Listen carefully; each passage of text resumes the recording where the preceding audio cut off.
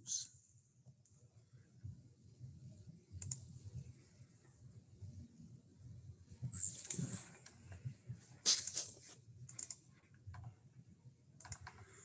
So this one's called Loopy, and this is another one I got from the program I went through for IBS, which is a science program. So basically, it's a simulator. It's like being able to do a flow chart. So say you want to do one on and it has a bunch of examples. Say you want to do one on the cause and effect of the population of mice to its predator and prey. And the model I made before, I forgot to do one of the things I was showing her. So what it is, it'll give you this thing here. So just use the eraser, erase all this. And so if you go to the pencil here, you just go like that, it makes a circle. So these are the things that are good. This, and you can take and name it mice. Uh-oh, get back there.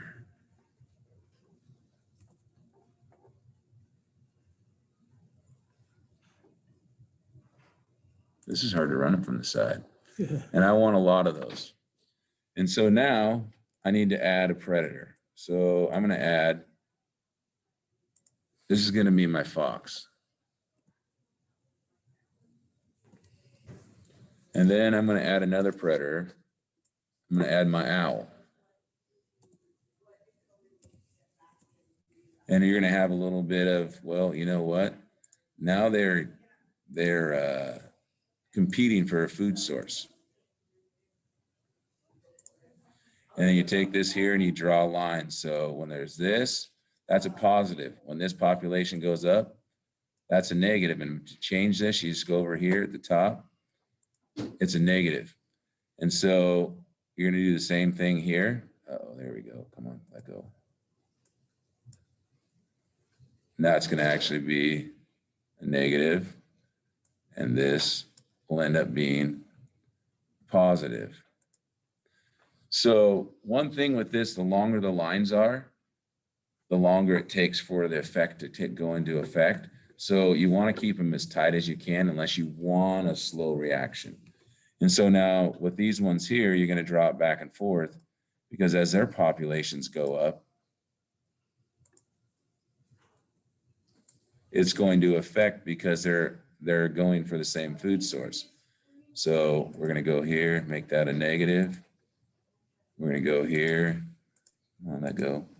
Oh, this share screen's killing me. Click on this one here.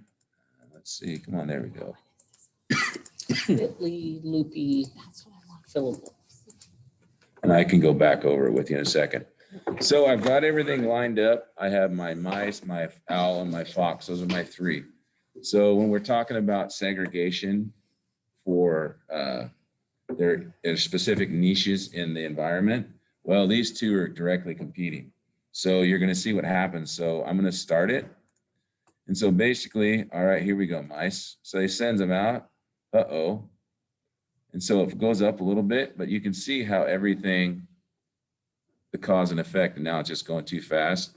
Give me my mouse. Come on, this is hard to do from the side, Margaret. I can't do it very well. So let me restart it. So I'll slow it down so it doesn't go so fast. And you can slow it down so it's easier for the kids to track. So I send it out and you'll see what happens. The population goes up.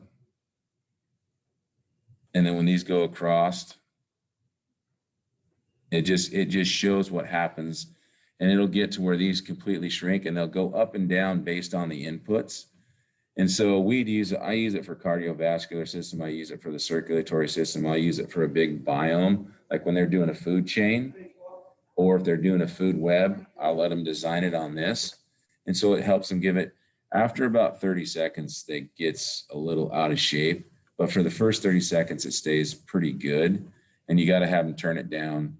But like usually the kids will take and make it to where this is one here and the whole screen is filled. And so you can do it for things in environmental science is what I use it for too, to where you have your inputs and all the things of your turbidity, you can look at the population, you can look at what spawning does to the oxygen levels and things like that. So, and they have a lot of examples. They use this for social emotional as well. They have a ton of examples of how to use this. And the 3 URLs I'm going to use are all in the documents that are there. And I gave an example that shows you 3 different website or 3 different web places and how it shortens it down and makes it better. So since the last year, we all use this great thing called, well, I use something called Canvas, and we all had to put it online.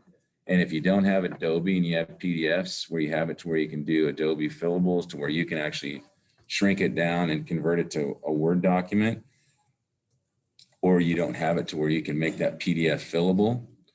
This one here, it's a program where you actually can do that, and it's free and it's pretty quick. And say you have an 8-page document, you want to shrink it down, you want to cut some out, you can actually remove pages and you can make it to where it's fillable. So let me go here. They start with a Word document. Well, the Word document should be fillable. If you Right. give them a Word document, you can, but if, like I have a Then bunch. they change all the spaces. They can change all the spaces, but like if you can edit a Word document, or you can edit a, why is my control tab not working? Oh, Margaret. Why does it keep blaming me? I don't know. I didn't do it. Let's go. Let's see. I'll just go to my Word thing here. So it's called PDF Fillable. And so it brings you here, you set up an account. So you just go to free online. And so I want to go, oh, she probably can't. Can you see this, Liz? No. Okay, hold on a second. I'll get back to my. Right.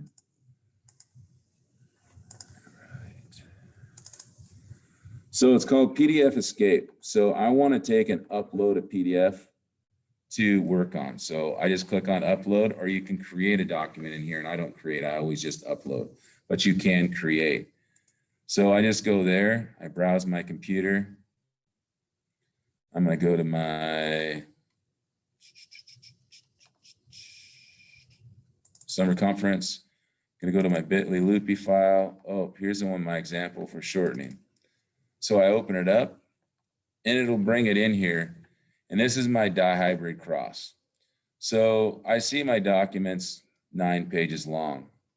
I've decided I don't want to have some of the pages. So say I want to get rid of page number 2. I just click on it when I go to that and I hit delete. Yes, I want it gone. It deletes it out of there. And so now I only have 8 pages. So what I always do, you have the name here. So you go back to insert. You go to form field. You just hit select.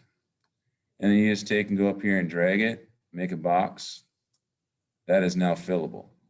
And I do the same thing here. Now it's too big, so I'm just going to take and shrink it. Move it there. Everything It you want makes fillable. Everything you make want fillable. It's kind of time consuming, but for me, when I was converting everything to Canvas so the kids could do it at home and they're not there, and I didn't want to do everything because I don't like Word when you put it in there, then it starts just spreading it out and shooting the lines over. I want to be able to make it so it's fillable. And so our tech teacher showed this to me, and so luckily we have a copy center lady that works for the district, and I gave her all my curriculum, and she basically converted all my stuff for me on Adobe. But then there was stuff I created throughout the year that I used this for. And so basically it makes it so it's fillable. You can go through anything, you can put a thing in there, and they're able to type it. So And what I kind can- of font? I mean, is it like really tiny font? So you Oh can no, grade it, or is it it's big enough you can grade and see. And when they have this, then they submit it to Canvas or whatever program you guys are using, and you just open it up, or they can print it off. Like if they're at home, they can print this off, and then they can fill it out. But all our kids had Chromebooks.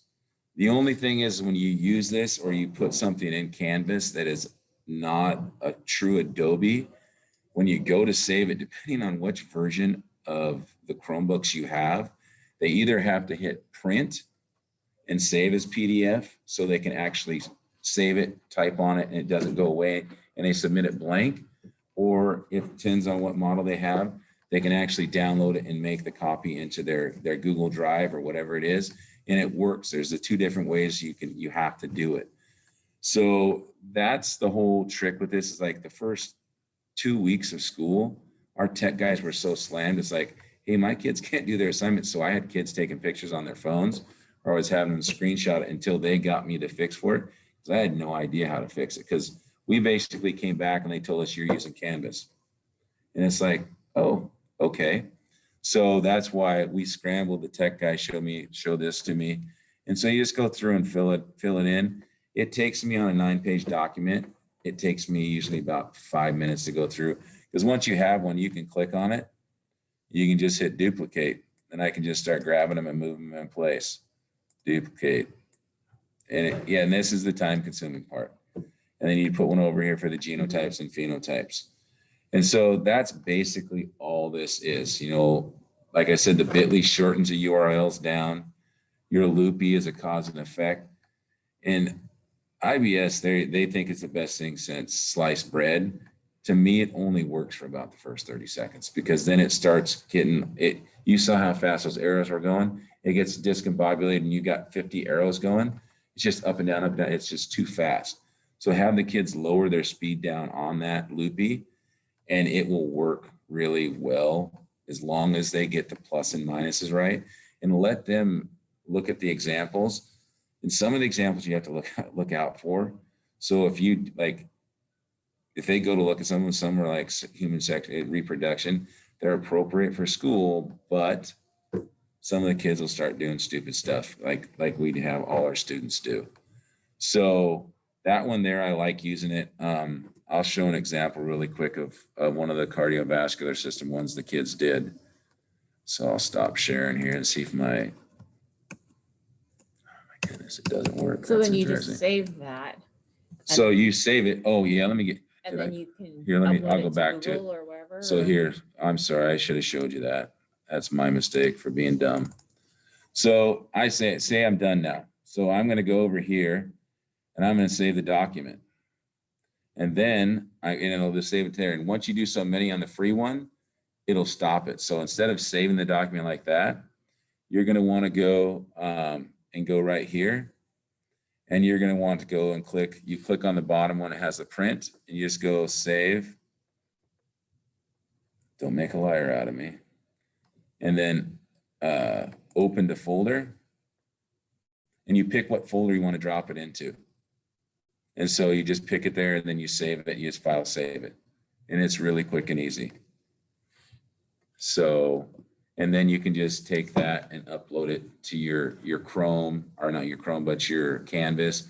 Because what did you guys use? Because like there's use Google. the Google Classroom, it will work the same way.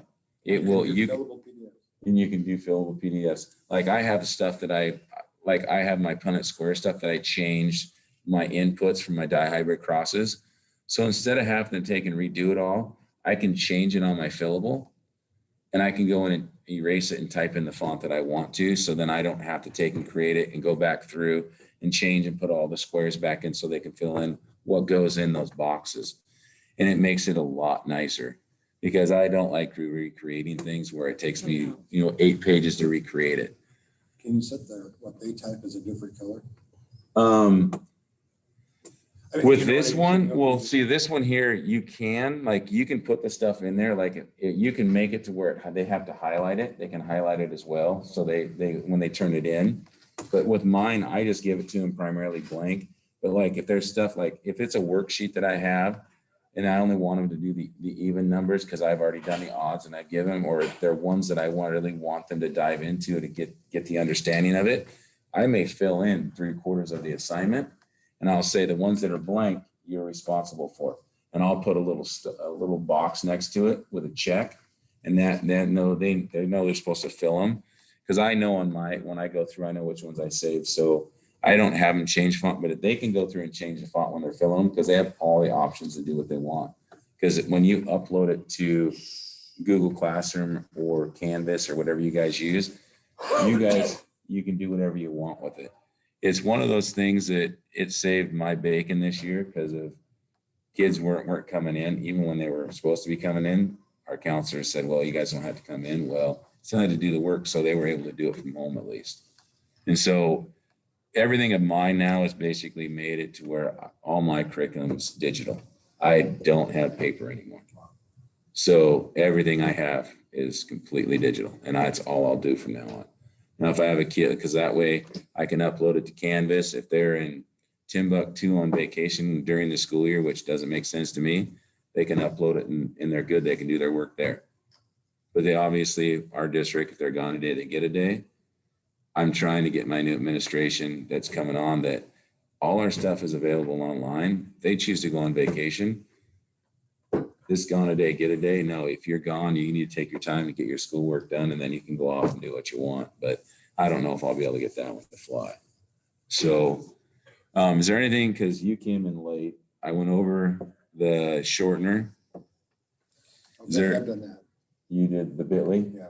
The Bitly, it makes it so nice because you embed it. You don't have 3 or 4 lines. It's just that short thing. It doesn't mess up your document. Or if you do it in Google Classroom and you embed it in the description, they can just click on the link and it takes them straight to where you want them to go. Because I embed videos a lot in that, especially like when I do my genetics ones, I'll show you where I have an embedded document that has the URLs in it.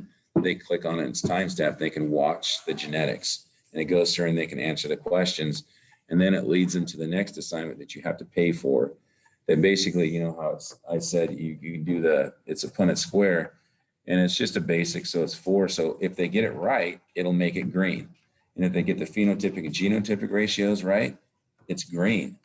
So it'll go through and auto grade it. And so when they submit it in, if there's anything that's not green, they missed it. So you can know what you can go back and fix. The bad thing is with the fillables, the kids learn how to cheat. I know they were sharing documents because you look at it and you know what kids were friends and you could see which ones were wrong.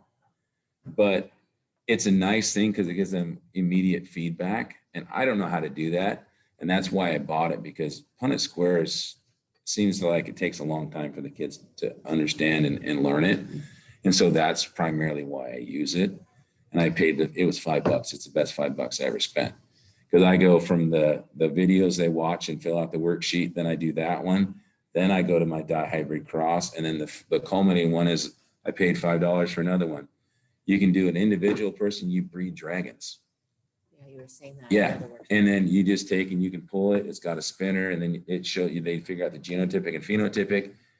And by the time they get to that, they will have a very good understanding of how to do Punnett squares, how to tell the difference between genotypic and phenotypic, and how the traits will be either their genetics there because they're genotypic, or phenotypic because you can actually see them because they actually can pull the parts of the dragon and put it together and they can show their final dragon. And so it's pretty cool. I'm hoping we can find somebody that can do it with cows and pigs so it's more relatable to us. Yeah, but or even an horses. imaginary animal is way Yeah. more fun. Yeah, I'm just saying it'd be nice, but it's made my scores in genetics go from like 75, 80 to most kids are acing it because they understand it because it's more hands-on and it's like, oh wow, I get immediate feedback. Got 30 kids in the class. I can't run to every one and look at this. So it gives them immediate feedback. And I go in my progression of those 4 assignments and it's increased my scores by 15%. So we can go find them. I put the URL where you can go and buy them, and I'll show you that. And that's on the Google, but I didn't put the assignments where you guys could do them because I paid for it. And if I did something, I'm just saying that's why I didn't do it. So Yeah. I don't, do you guys have I any just need to be able questions? to go find them. Yeah, no. That's great. Yeah, I have it. It's all the ones for that one are on there. The one for the fillable Punnett squares on there, and the blood typing one, it's on there. So it's all there for you guys. So when they open the Google Drive for you guys, it'll be there. So did you want me to go over anything? Because the Loopy, it's pretty simple. If you watched it, they have one with fox and mice. So mice population is high. Fox population, yeah. So that one's, I use that one I got from the IBS. So yeah. So Liz, did you have any questions? I wonder if she left. I'm over my time, so she probably actually did. So I got to get off. All right. And if you